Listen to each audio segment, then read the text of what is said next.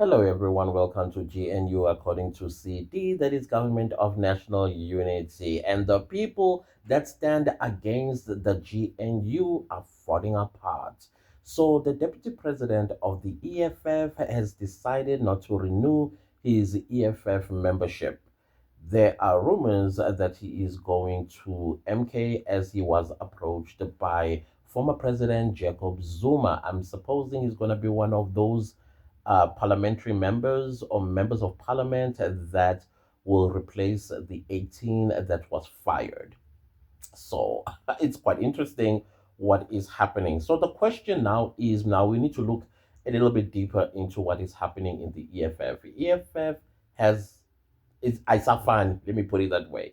It's no longer the political party that came onto the scene for the people of South Africa to put South Africans first, but they came and tried their level best to dumb down our throats, open border policy, and Africans must unite, and Africans this, but at the expense of South African citizens. They even went as far as disrespecting South Africans outright by saying they will never put South Africans first.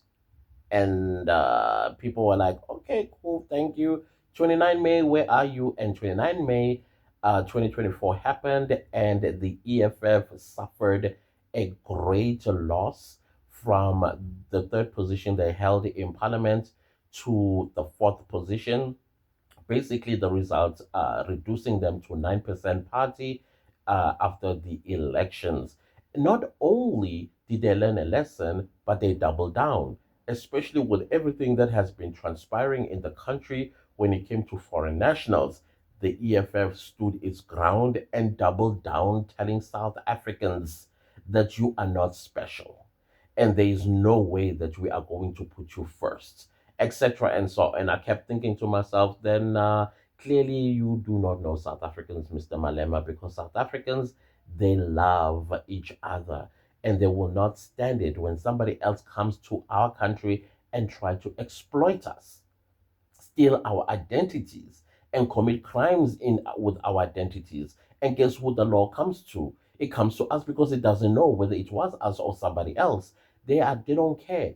Lives have been ruined because of foreign nationals in South Africa. And I'm talking illegal. Every time when you hear me say foreign national and you know that you are illegal in South Africa, I'm not talking about you. I'm talking about the illegal ones and the ones that commit crimes in South Africa. Some of whom, by the way, are legal and committing crimes in South Africa, but they will not do it themselves. They will send somebody else so that if the ish hits the fan, their hands are not caught dirty.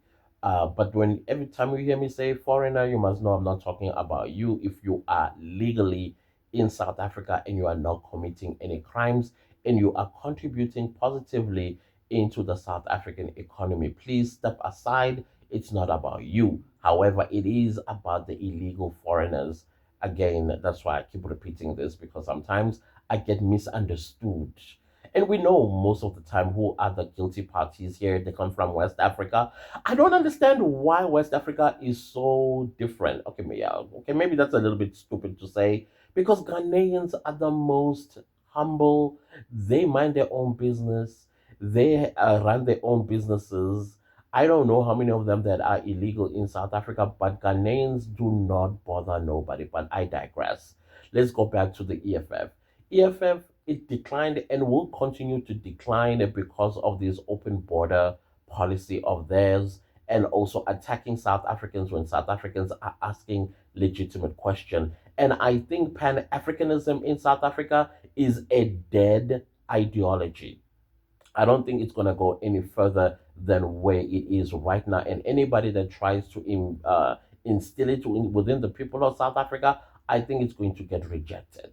Why? Because its intentions, it is not to build a one black nation or whatever it is that they want, but seemingly it is trying to break down South Africans. And the reason I think it's trying to break down South Africans is because South Africa has been spotted to be the administrative capital of Black consciousness or Pan Africanism because somebody has an idea.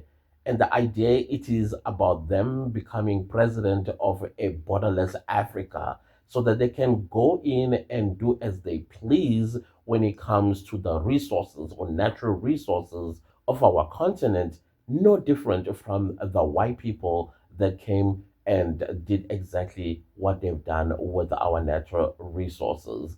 So I think there are going to be more resignations that are going to follow in the EFF. I think even Julius Malema acknowledges that, even though he is throwing mud at Floyd Shivambu in the most diplomatic ways, that there are going to be more people that are going to resign from EFF because they owe their legions and alliances to Floyd Shivambu, and so they are going to leave. So I'm like, yeah, I agree on that one. I agree that Floyd does have his own following. But then again, you look at Julius Malema, who is showing very huge signs of dictatorship, but he always shown dictatorship. I've always said this forever that Julius Malema is a dictator because the Constitution of the Republic of South Africa says 2 terms. And any political party that runs in South Africa, it must mimic that of the Constitution until the Constitution is changed. That's the law. Until you change the Constitution, that's how it is. Those that say, what? No, it's still in place until it is amended to your own heart's desires. 2 terms. It's 2 terms. But Julius Malema has gone beyond the 2 terms. When was EFF supposed to go on its Congress again to choose new leadership? Was it not last year? Was it not last year or something like that before elections? But why is he still the leader of the EFF to this day? Signs of dictatorship.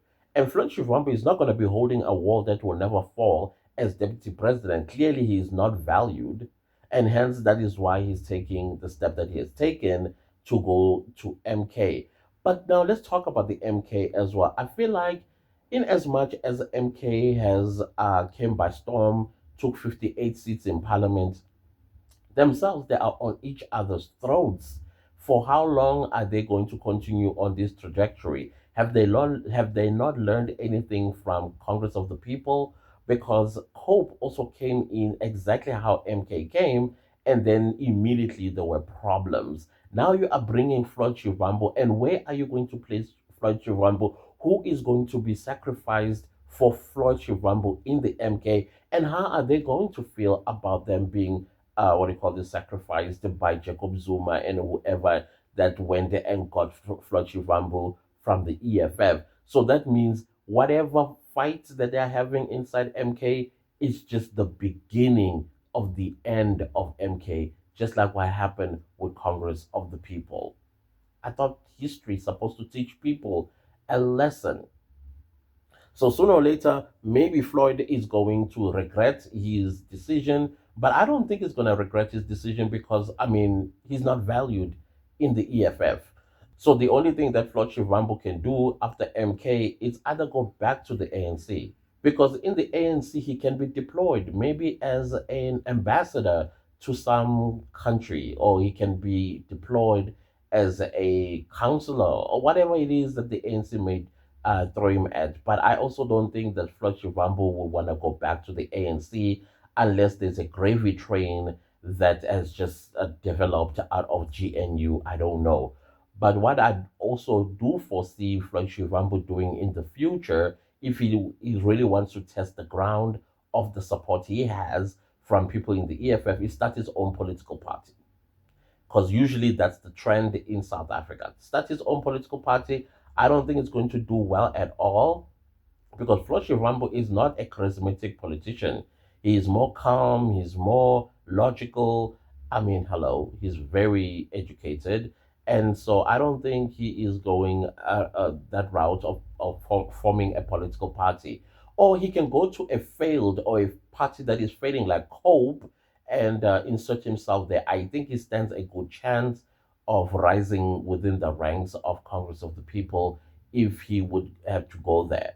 But with MK, I think it's still a futile exercise that he has taken, because right now, with all the reports that we are getting, things are not looking good there either. I mean, these MPs that got fired by MK, they are going to be disgruntled. And the same disgruntled members are going to go out and say horrible things about Mkhonto Wesizwe. And those that remain behind, they will always be on the edge, especially those that are in parliament.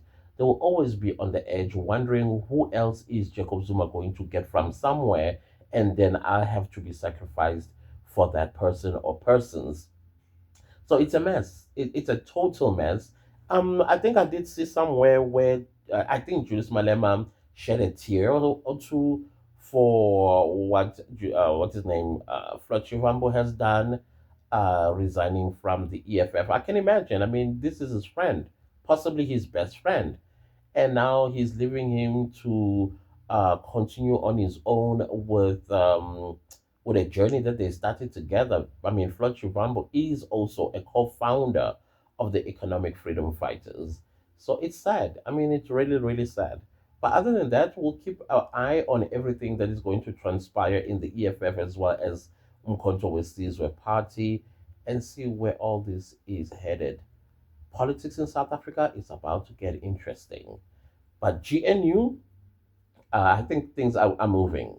Things are moving with government of national unity, and I'm happy thus far. Yes, few ministers still have to show us and prove themselves to us, but we are okay. And that, guys, please do not leave this video without liking, sharing, commenting, and subscribing. See you next time with a new video. Goodbye.